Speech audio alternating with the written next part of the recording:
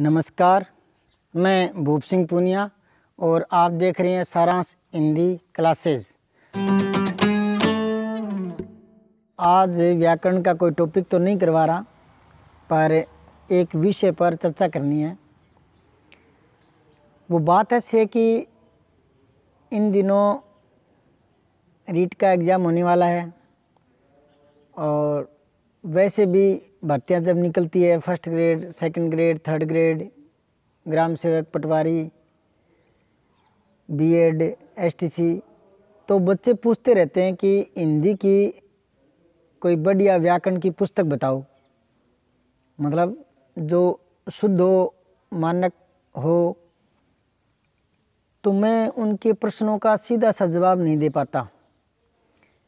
इसके पीछे कारण क्या है, वजह क्या है? वो मोटी सी बात ये है कि वर्तमान में कोई ऐसी एक पुस्तक नहीं है जिसको एक को ही हम पूर्णता से मानक मानकर चलें और उसी को आधार मानकर तैयारी कर लें और उसी से सिलेक्शन हो जाए। अब बच्चे जिस व्यू में पूछना चाहते हैं वो मैं समझ जाता हूँ। दो कारण हैं। बच्चे चाहते हैं कि उनको अध्ययन के लिए ज़्यादा मैटर मिले, पर्यायवाची बहुत हो, विलोम शब्द बहुत हो, युग्म शब्द बहुत हो, मतलब ये ऐसा शब्द छूट न जाए जो कंपटीशन में आ सकता हो। तो वो प्रत्येक जो टॉपिक है उस पर सामग्री चाहते हैं। तो बाज़ार में बहुत सी व्याकरण है जिनमें पाठ्य सामग्री बहुत मिल जाती है, लेकिन जितनी ज़्यादा पाठ्य सामग्री वाली पुस्तक हम खरीदते हैं तो उनमें त्रुटियां ज़्यादा मिलती है। मैंने भी कम से कम 10-12 व्याकरण अलग अलग राइटरों की पढ़ी है, उनमें त्रुटियां काफ़ी है। चलो, प्रूफ रीडिंग की जो त्रुटि है वो तो दूर की जा सकती है, पर और भी भ्रामकता रहती है।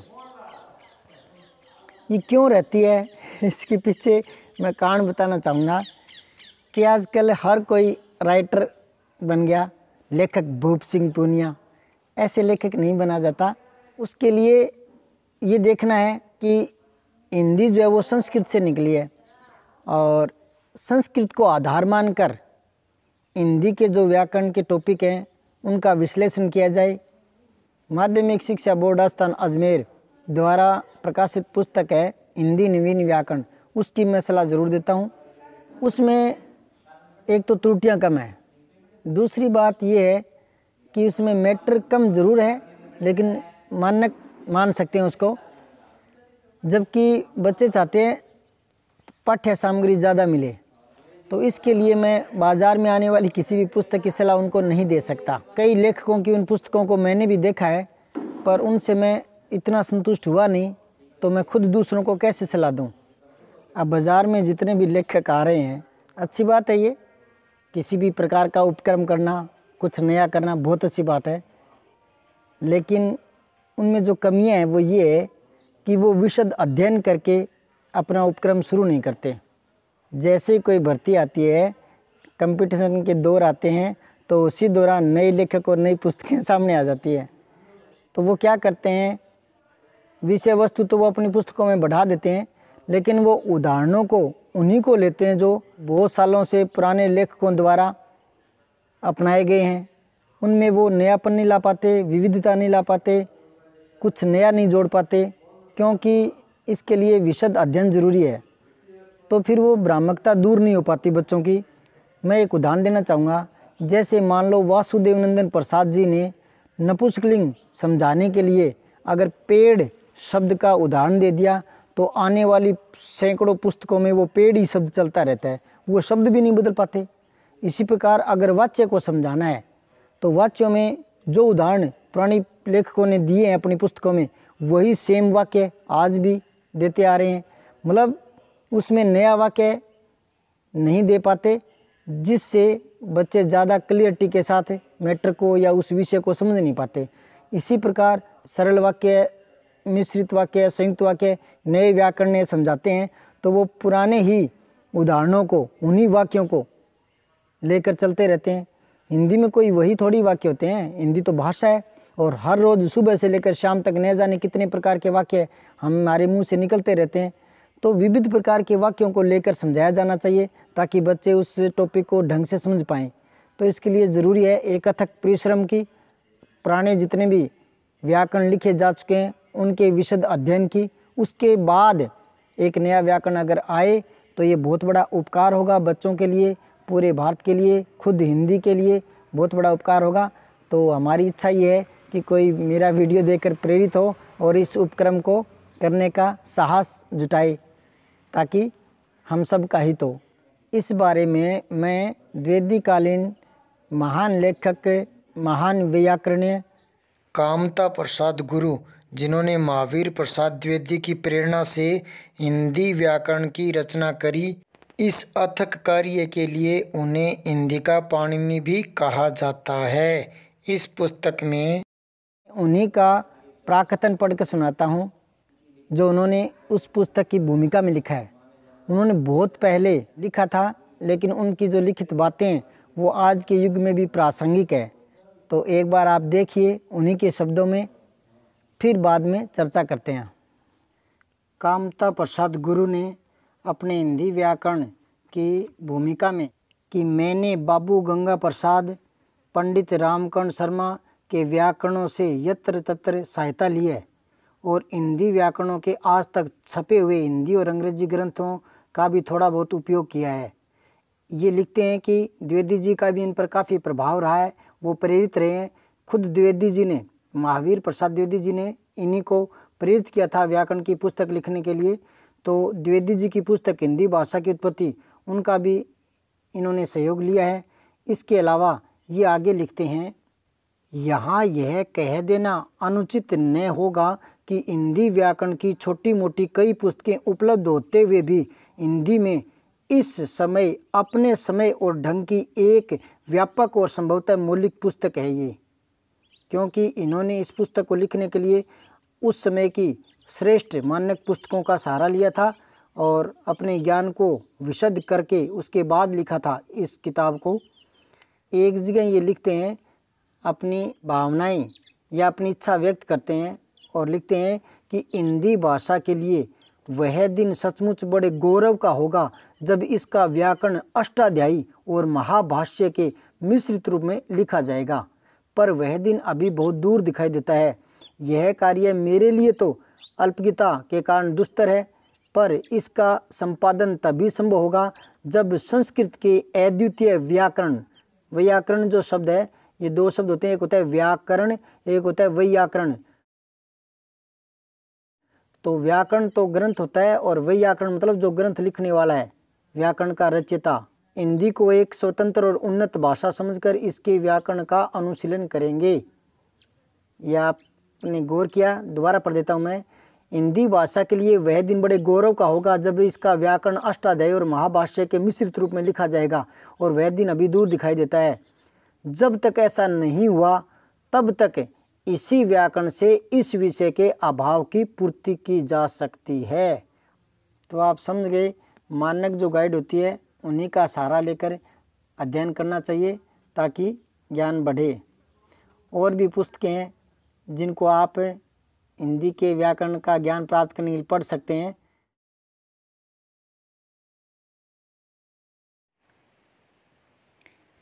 हिंदी के अब तक के श्रेष्ठ व मानक व्याकरण। हिंदी व्याकरण 1920 कामता प्रसाद गुरु। राष्ट्रभाषा का प्रथम व्याकरण किशोरीदास वाजपेयी। हिंदी शब्दानुशासन किशोरीदास वाजपेयी। आधुनिक हिंदी व्याकरण और रचना वासुदेव नंदन प्रसाद। हिंदी कौमुदी अंबिका प्रसाद वाजपेयी। एक जगह ये लिखते हैं कि व्याकरण की उपयोगिता और आवश्यकता इस पुस्तक में यथास्थान बताई गई है, तथापि यहाँ इतना कहना उचित जान पड़ता है कि किसी भाषा के व्याकरण का निर्माण उसके साहित्य की पूर्ति का कारण बनता है और इसकी प्रगति में सहायता देता है।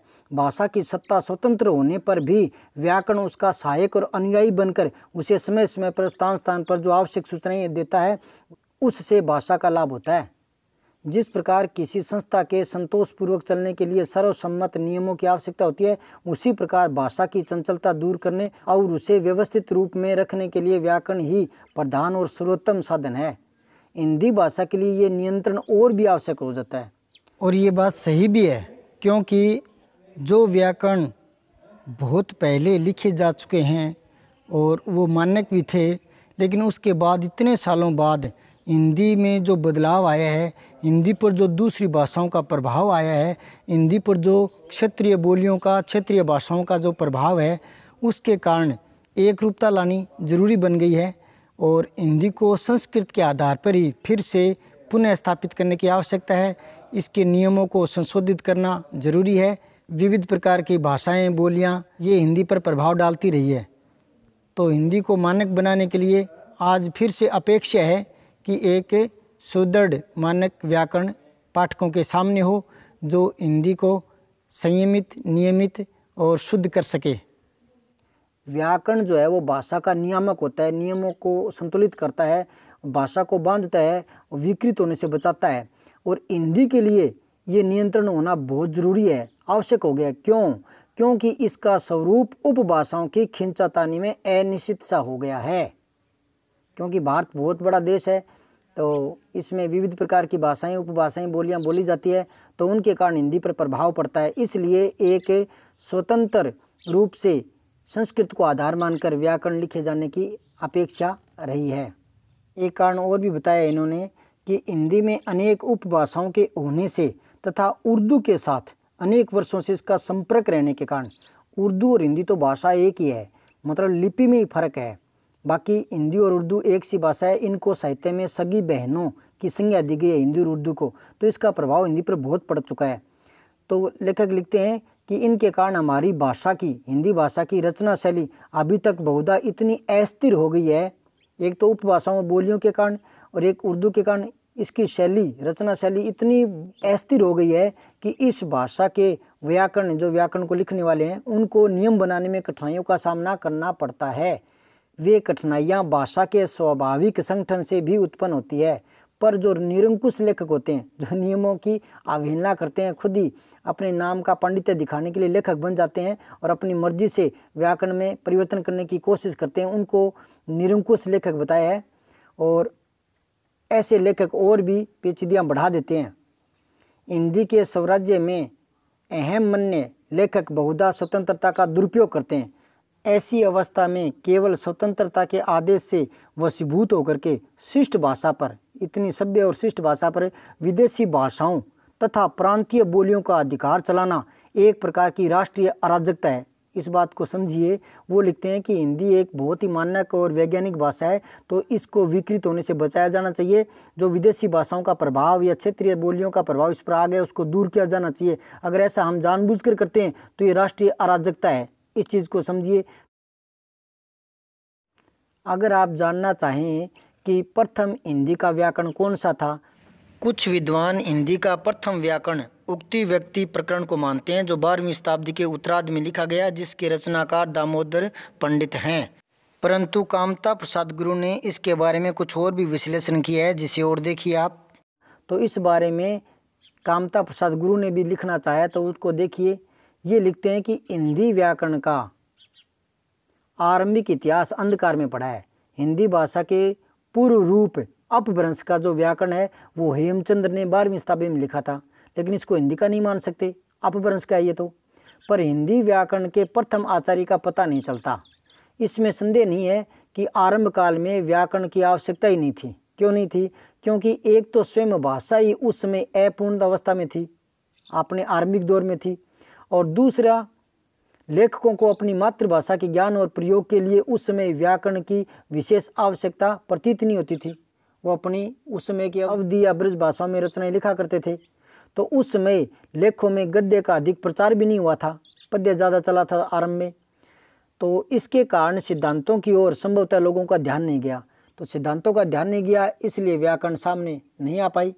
जो भी हो, हिंदी के आदि व्याकरण का पता लगाना स्वतंत्र खोज का विषय है। मुझे जहाँ तक पुस्तकों से पता चला है, हिंदी व्याकरण के आदि निर्माता वे अंग्रेज थे, जिन्हें ईस्वी सन की 19वीं शताब्दी के आरंभ में इस भाषा के विधिवत अध्ययन की आवश्यकता हुई थी। तो उन्होंने कुछ व्याकरण के नियम लिखे थे। इनमें वो नाम बताते हैं कि उस समय कोलकाता के फोर्ट विलियम कॉलेज के अध्यक्ष डॉक्टर गिलक्रास्ट ने अंग्रेजी में हिंदी का एक व्याकरण लिखा।